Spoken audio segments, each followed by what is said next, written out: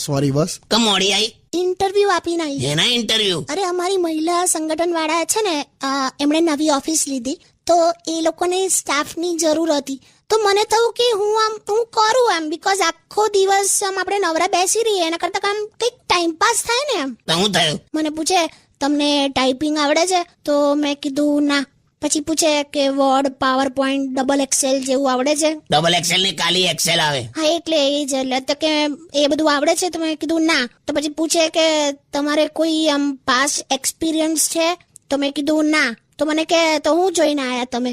તો પછી મેં કીધું કે હું એ જ કહેવાય છું કે મારા ભરોસે ના રહેતા, તમે કોઈ બીજાને રાખી લો એમ. એટલે એ લોકો તારા ભરોસે હતા એમ? ના એટલે આવું કહીને મેં વાળી લીધું એમ, સાચવી લીધું બધું. બેસ ને હવે ચોન મોની. આ બધા માટે છે ને પેલું ફોર્મલ એજ્યુકેશન જોઈએ.